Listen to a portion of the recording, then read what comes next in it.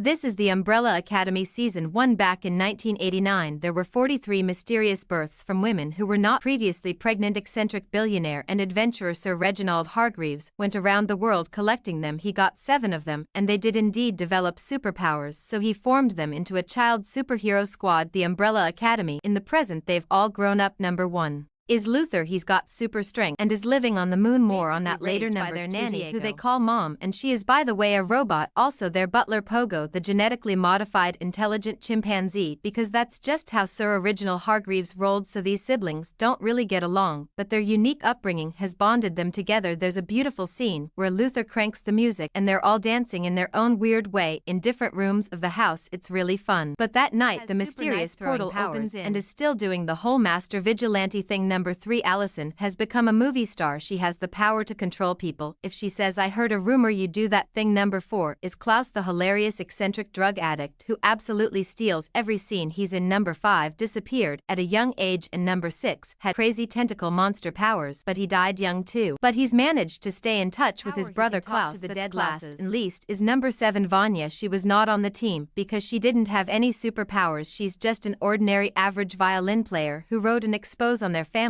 which was also May. But now their adopted father died, so the gang's back together for the funeral. Luther's the only one who stuck by Dad all these years. The rest of them hated him because he was a terrible father, only cared about the superhero team, had no idea how to raise kids. A kid. Who is this? It's their long-lost brother. Number 5, he's got teleporting powers, and one day as a kid he tried to teleport through time. It worked, but he couldn't get back. He's been stuck in the future for 40-something years, and so it's hilarious because he's a grumpy middle-aged man back in his 13-year-old body. He goes to the nearby donut shop for a coffee, but he's accosted by a bunch of armed goons. He's not surprised to see them though, he's teleporting around like Nightcrawler and X-Men 2. Who heard those guys? What's going on? Well, 5 finally comes clean to Vanya that the future he was in was post-apocalyptic. He was finally able to come back to stop the apocalypse, which is in just a week. His only clue is a prosthetic eye that theoretically belongs to the person responsible. He tries to get answers, but the adults aren't taking him seriously, so he recruits his brother Klaus, who is the right kind of crazy though to get answers. Unfortunately, there's no answers to get. That eye has not been sold yet. Now it's romance time. Luther and Allison have always had kind of a crush on each other. They're adopted. It's fine. Some years back she got married though, but now they're breaking up. But she's super sad. She's lost custody of her daughter, so not the time to make a move. One night she used her rumor power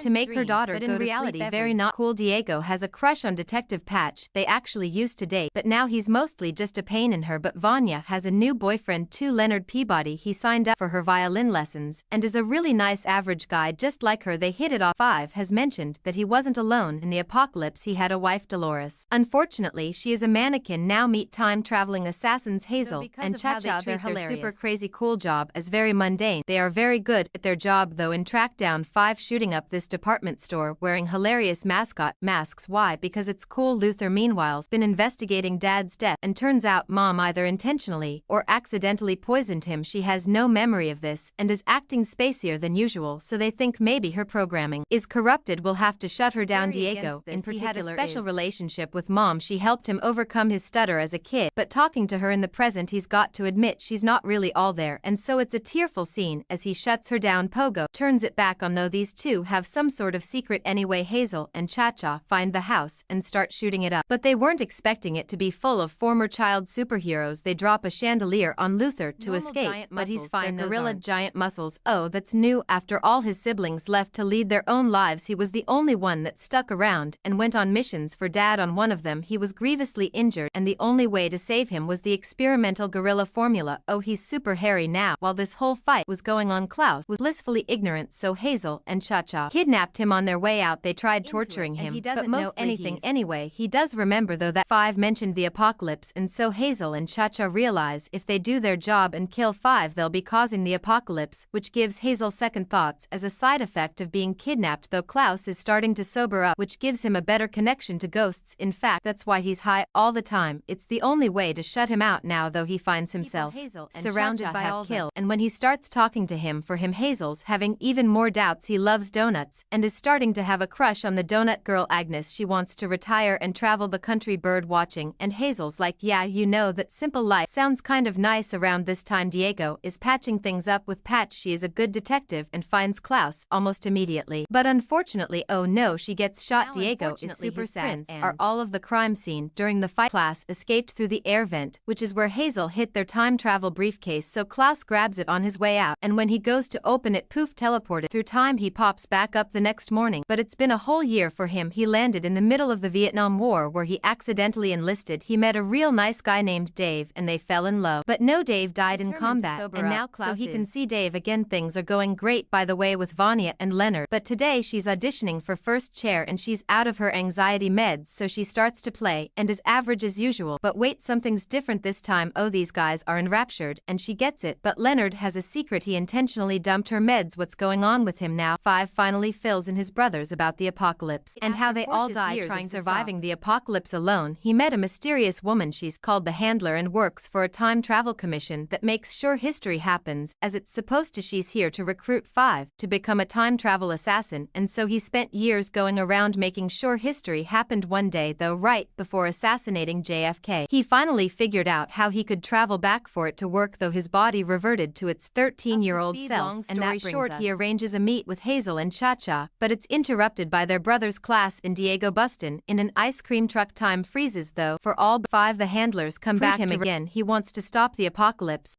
but she's like, yo, that just can't happen. Why don't you forget all this and come back work for us where you belong? So the next day the siblings have all gathered to try to stop the apocalypse. Just then Bonnie comes to invite called a family meeting without her, and this brings up years of resentment. They never treated her like part of the team as she's venting to Leonard. The lampposts are all bending and oh, she might have superpowers after all. Turns out always had these powers, but they were maybe too strong, so her father put her on medication to suppress them. Luther assumes the apocalypse might have something to do with why Dad sent him to the moon, but when never even opened, he realized Dad sent him there just to feel useful. The last 4 years of his life have been wasted. Luckily, Allison's there to consult him. They go hang out in the fort they built as teenagers, and he finally confesses his feelings for her. They have a dressed up dreamlike La La Land dance number. It's a beautiful moment, and they have their first kiss. So Fi has rejoined the commission, not as an assassin this time, but he's playing them. He's really here just to learn more about the apocalypse. He sends Hazel and Cha-Cha messages to kill each other, then blows up all the briefcases and pieces out of there. This completely undoes that whole episode as it's Wednesday morning again, and this time 5 drops into the middle of them. Hey, I just took out the time commission single-handedly. You're welcome. And now he knows who causes the apocalypse. A guy named was a kid obsessed with the Umbrella Academy, but he had no powers, so was rejected humiliatingly. He also grew up with an abusive father, and so one day had enough and killed him. He spent 12 years in prison plotting his revenge on the Umbrella Academy, and it's not really much of a secret. Harold's the real name of Vanya's boyfriend Leonard. Allison goes to Warner, while Diego's temporarily arrested on suspicion of murdering Patch. Luther finds out about some ruffians, and so to save her boyfriend Vanya, boom, power explosion in the fight. Leonard lost his eye. Oh, that's how that happened, and turns out the fight was staged. Leonard paid those guys to attack him to force Vanya to use her powers, and it worked. Vanya is willing to learn how to control him now. Turns out they're involved with sound, so playing the violin actually amplifies them. Just then Allison makes it up there, hey, bad news, but Bonnie's not willing to hear that right now. She's more concerned with the fact that she has powers. This clicks a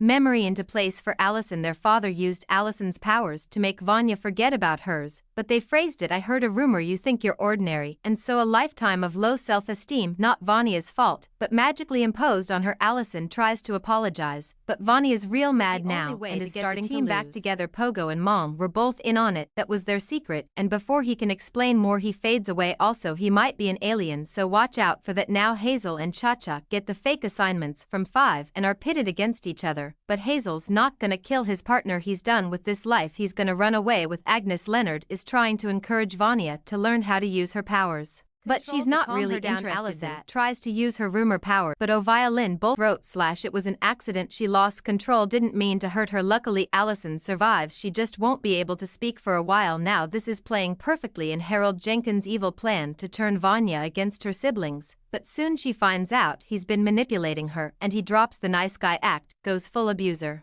I'm the only one that thinks you're special, you're nothing without me. Uses her powers. Stabs this scumbag. You go girl. Vanya comes back to apologize for Allison's secret family's forgiveness, but Luther doesn't trust her and locks her up. Allison pleads to let her go, but Luther's being a dumb overprotective guy and so keeps her locked up, which is a really good way to push someone over the edge to the dark side. Boom, Vanya busts out of their full supervillain mode now, and it's pretty apparent that they changed some things, the apocalypse. Meanwhile, Cha-Cha's track Hazel down, gonna kill Agnes, but oh, time freezes again and the handler's here. She apologizes for the mix-up. 5 cent you fake info, but now your real job is to go make sure the apocalypse happens and you can retire, do whatever you want. But Hazel doesn't trust the company or his partner anymore, and boom, I'll blast Josh out of the car, goes in there, shoots the handler. Meanwhile, Vanya's concert is tonight, and though she's got full supervillain now, she still pays her bus fare. She's playing in this concert no matter what. Allison thinks she can calm her down, but the boys aren't taking chances, go to tackle her, which does not work. She's fiddling harder than ever now. In fact, she's turning all white, and one could reasonably assume that when she finishes this song the world will explode. There's more time goons after him, but he's sobered up. He's learned he cannot just talk to ghosts, but feel them too. That's never happened before, so he powers up and physically manifests his brother Ben. That tentacle monster power takes all these guys out. The boys try one last time to tackle Vanya, which still doesn't work, but while she's distracted with her brothers, Allison got behind her. She can't bring herself to kill her sister, though puts it next to her ear to blame. Distract her. Yes, they saved did they though? All the power she was channeling shot off harmlessly into space, except the moon was in the way, so not so harmlessly. Yup, by trying to stop the apocalypse you ended up causing it. Classic time travel. So it's apocalypse time. Hazel managed to grab a briefcase and he and Agnes peace out. Cha-Cha not so lucky. The team's only hope is for 5 to time travel them out of there, but who knows where they'll end up, and that's how season 1 comes to an end.